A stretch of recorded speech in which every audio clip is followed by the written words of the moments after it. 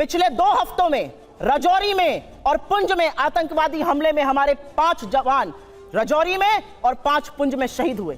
इस देश के प्रधानमंत्री के पास एक क्रिकेटर की उंगली टूट जाने पर ट्वीट करने का वक्त है, लेकिन एक वक्तव्य इस देश के गृह मंत्री का, इस देश के प्रधानमंत्री का हमारे 10 जाबाजों की शहादत पर नहीं आता। मोदी जी ने एक काम किया है, दुनिया की सबसे बड़ी फेक न्यूज फैक्ट्री बनाई है और दुनिया की सबसे बड़ी व्हाट्सएप यूनिवर्सिटी भारत में स्थापित करी है और हर चरण चुंबक उसका सदस्य है। आपको मैं नमस्कार दोस्तों, आज की सबसे बड़ी डिबेट में आप लोगों का स्वागत है। एक तरफ बीजेपी के सुधांशु त्रिवेदी और एक तरफ कांग्रेस के सुप्रिया श्रीनेत और दोनों के बीच बहुत बहस होगी। चलो वीडियो को देखते हैं। तो चलिए शुरू करते हैं। हमने बाज उड़ाए हैं गुरु गोविंद सिंह जी की तरह। और आपने लास्ट में कहा शायद देश 1947 में, 2014 में नहीं, आप 47 से मानते हैं। ये राष्ट्र सनातन है, चिरंतन है, 1947 में पैदा हुआ नहीं है। इसीलिए इस राष्ट्र को कोई अपने को फादर कहने लगता है, कोई क्रिएटर कहने लगता है, कोई राष्ट्र का निर्माता कहने लगता है। ये राष्ट्र वो है। अब लास्ट में एक बात कहता हूं, कर्नाटक बात कही, बिल्कुल अच्छी बात है, पर मैं पूछना चाहता हूं, कर्नाटक में चुनाव परिणाम आए, हम हारे और ये जीते। ये कहना है और अभी तो रुको, क्लाइमैक्स अभी बाकी कि आपने सिस्टम्स को बहुत कॉम्प्लिकेट कर दिया था, बहुत जटिल कर दिया था, हमने उनको आसान कर दिया। सुधांशु जी का यह कहना है कि हमने कई जगह टेररिज्म रोका, हमने पाकिस्तान को उसकी भाषा में जवाब दिया। उनका यह भी कहना है कि इकोनॉमिक ग्रोथ आज की तारीख में भारत की सबसे अच्छी है विज़ावी बाकी कंट्रीज। आपका इस पे टेक क्या है? अधकचरा ज्ञान जो होता है ना, वो बड़ा खतरनाक होता है। जैसे आधा सच पूरे झूठ से ज्यादा खतरनाक होता है। ये व्हाट्सएप यूनिवर्सिटी के स्नातक लगते हैं मुझे। मोदी जी ने एक काम किया है, दुनिया की सबसे बड़ी फेक न्यूज फैक्ट्री बनाई है और दुनिया की सबसे बड़ी व्हाट्सएप यूनिवर्सिटी भारत में स्थापित करी है और हर चरण चुंबक उसका सदस्य है। आपको मैं बताती हूं, उन्होंने आतंकवाद पर बात बोली। निकालिए अपने अपने फोन अभी। पिछले 2 हफ्तों में राजौरी में और पुंछ में आतंकवादी हमले में हमारे 5 जवान राजौरी में और 5 पुंछ में शहीद हुए। इस देश के प्रधानमंत्री के पास एक क्रिकेटर की उंगली टूट जाने पर ट्वीट करने का वक्त है, लेकिन एक वक्तव्य इस देश के गृह मंत्री का, इस देश के प्रधानमंत्री का हमारे 10 जाबाजों की शहादत पर नहीं आता। आपको क्या लगता है, आप आतंकवाद को स्वीकारेंगे नहीं, एक्सेप्ट नहीं करेंगे कि हमारे जाबाजों की शहादत हुई है तो वो बंद हो जाएगा? उन परिवारों से पूछिए, क्या उनको सम्मान और श्रद्धांजलि इस देश के प्रधानमंत्री को नहीं देनी चाहिए? आप मौन क्यों हैं? 10 जाबाजों की शहादत हुई है पिछले 2 हफ्तों में।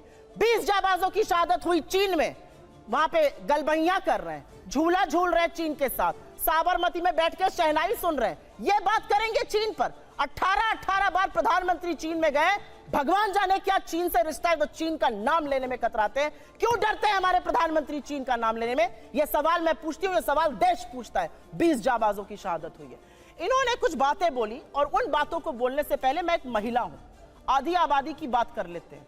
यहां से मुश्किल से 10 या 15 किलोमीटर दूर पर इस देश की सबसे डेकोरेटेड, सबसे सम्मानित वो लड़कियां जिन्होंने बड़े बड़ों को पटखनी देके हम सबके सीने गर्व से चौड़े किए हैं, 1 महीने से बैठी हैं और यौन शोषण का आरोप आपके सांसद पर लगा रही हैं। आपके मुंह से एक शब्द नहीं फूटता है, एक शब्द नहीं निकलता है मोदी जी के मुंह से, एक शब्द नहीं निकलता है अमित शाह के मुंह से। क्या ऐसी आपकी फंसी है ब्रिजभूषण शरण सिंह से कि आप नहीं बोलते हैं? ये सवाल मैं एक महिला होने के नाते पूछती हूँ, मैं एक महिला होने के नाते पूछती हूँ। बिल्किस बानो के अपराधियों को किसने रिहा किया? क्योंकि वो मुसलमान थी तो आप बोलेंगे नहीं। अंकिता ठाकुर का जिसने कत्ल किया, जिसने उसको जिस्म फरोशी में ढकेला, वो आपके विधायक का बेटा था। आप क्यों चुप है? आपने वहां पर इमारत ही गिरा दी कि सबूत ही ना मिले।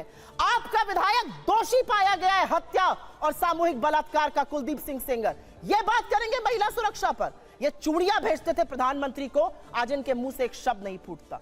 महिलाएं इस देश की पूछ रही हैं और आपको भी पूछना चाहिए, क्यों चुप है मोदी सरकार जब हमारी बेटियां जंतर मंतर पर 1 महीने से बैठी हैं? उन लड़कियों के आंसू देखकर, और आज की खबर फिर से मैं कोट कर रही हूं, एक समर कैंप होता था साक्षी मलिक बनने के लिए, तमाम लड़कियां वहां पर आवेदन देती थी। आज की स्थिति यह है कि बलात्कार और यौन शोषण की खबरों के बाद एक एप्लीकेशन नहीं आई है। ये इस देश की बेटियों के साथ ये कर रहे हैं, ये हमें पाठ पढ़ाएंगे।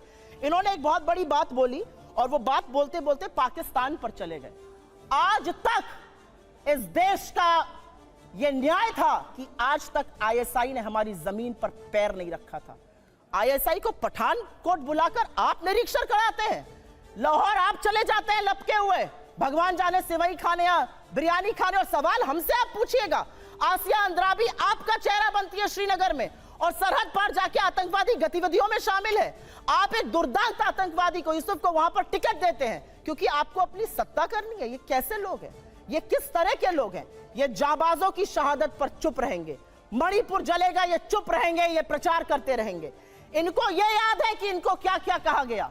कर्नाटक जाकर क्या कहते थे साहब, मुझे फलाने ने ये कहा। कर्नाटक ने क्या कहा? कर्नाटक की जनता ने कहा मुद्दे है बेरोजगारी, मुद्दे है महंगाई और मुद्दा है भ्रष्टाचार। अगर उस पर बात होगी तो हम बात करेंगे, नहीं तो विपक्ष में बिठाने का आपको काम करेंगे।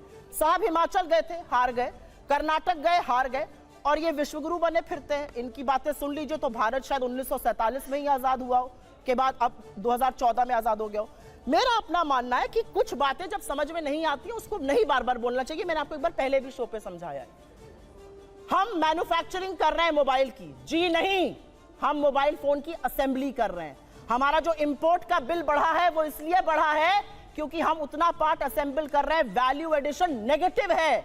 हमारा जो कार का एक्सपोर्ट का मार्केट था वो कम हो गया है। सच को स्वीकारिए साहब, तब आप सच का समाधान कर पाइएगा। बेरोजगारी नहीं है, महंगाई नहीं है, अडानी ने कोई महाघोटाला किया ही नहीं है, चीन है ही नहीं। जब आप आंखों पर पट्टी बांधकर शासन चलाइएगा तो देश का वो हाल होगा जो हो रहा है। मैं तो एक महिला होने के नाते एक ही सवाल पूछना चाहती हूं कि हाथरस की गुड़िया को आप 2:30 बजे जलवाएंगे, दोषी रेप में आपके विधायक पाए जाएंगे, आपके सांसद के ऊपर यौन शोषण का आरोप है, आपके विधायक का बेटा एक लड़की के कत्ल का मुलजिम पाया जाता है। आप अब महिलाओं की बात कब करिएगा? बेटी बचाओ बेटी पढ़ाओ का नारा देने वालों से यह सवाल मेरा है कि साक्षी मलिक और विनेश फोगट से आप कब मिलने जाइएगा, उसका जवाब दीजिए।